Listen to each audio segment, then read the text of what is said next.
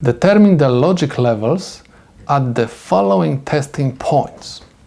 Please notice that we have 0 at the input, and we're supposed to find what logic level I'm going to have at point A, at point B, and at point C.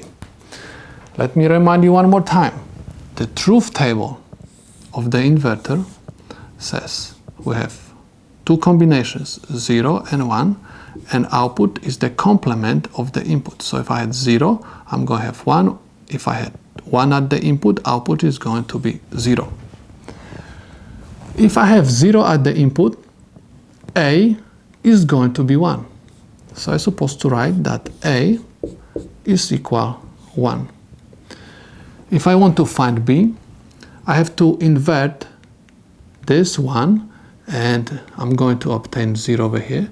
This 0 is applied to this inverter, and this 0 is going to be inverted to 1, and this is going to be my B. That's why I'm going to write that B is also equal 1. If I want to find the logic level at C, I'm supposed to just realize that this 0 goes to the input of this inverter, and basically the inverter is going to basically complement this input, and I'm going to have 1 over here. This 1 is going to be inverted, and I'm going to have 0 over here. So this is basically the level at C point. That's why C is equal 0.